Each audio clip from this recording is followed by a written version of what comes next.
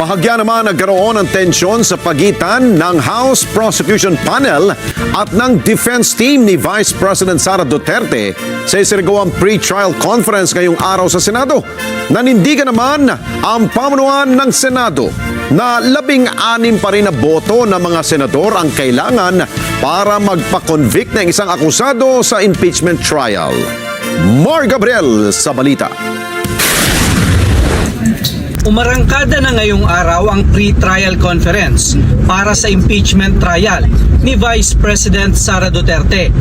Present ang mga miyembro ng prosecution panel mula sa House of Representatives sa pangunguna ni Batangas Representative Jervil Luistro.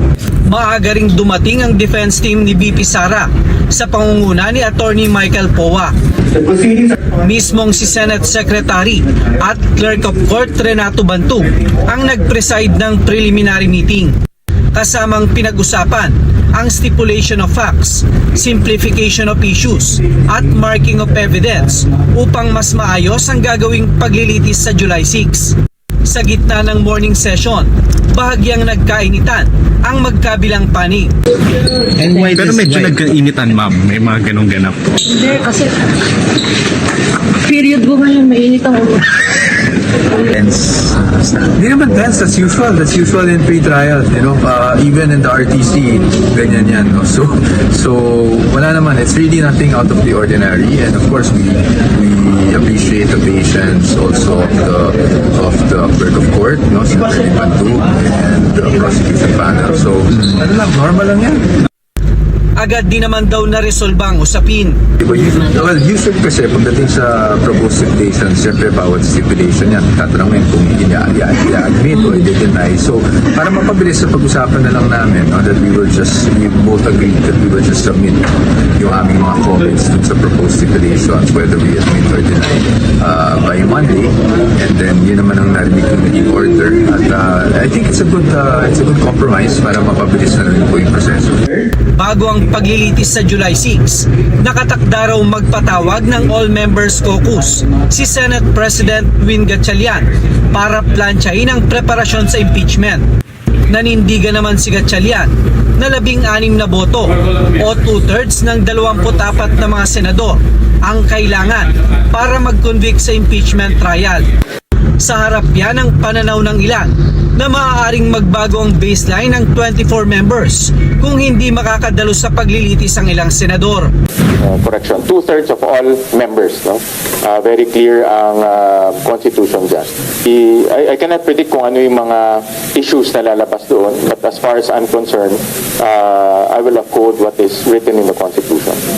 Tumanggi namang magkomento si Gatchalian sa umano'y plano ng majority bloc na ihalal si Senator Chis Escudero bilang presiding officer sa impeachment trial. I don't want to preempt our discussion, so magkakaroon kami ng discussion dyan.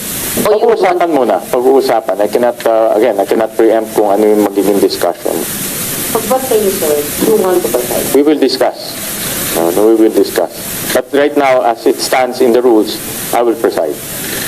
Kahapon, mismong si Senator Panfilo Lacson ang naghayag ng umano'y usapan nila na ihalal si Senator Escudero bilang presiding officer ng impeachment court sa muling pagkukonbin nila sa July 6. Paliwanag ni Lacson, ikinukonsidera nila ang pagiging abogado ni Escudero at ang experience nito sa impeachment trial. And si Senator Win mismo, Senate President Pin ang nag-suggest din nun. Sir, sorry yun ba, kasama ba yan sa negosasyon ng paglipat ni Senchis? No. Kami yun, nag-usap. Para lang maging smooth. Kasi alam nyo, pag ikaw nag-preside, kailangan talaga meron kang hindi basic knowledge sa law, yung rules of court. Samantala, mananatili raw ang heightened security measures sa Senado matapos ang bahagyang paghupa ng tensyon sa pagitan ng Gatchalian at Cayetano Black. Makaraang ihalal ng 13 senador si Gatchalian bilang bagong Pangulo ng Senado. Manipis pa. Of course, we're very open. No? The majority is very open to welcoming other senators to join the group. Ang aming layunin ay magtrabaho to put the Senate back on track. Mar Gabriel, para sa mata ng Agila, matatag, matapang, matapat.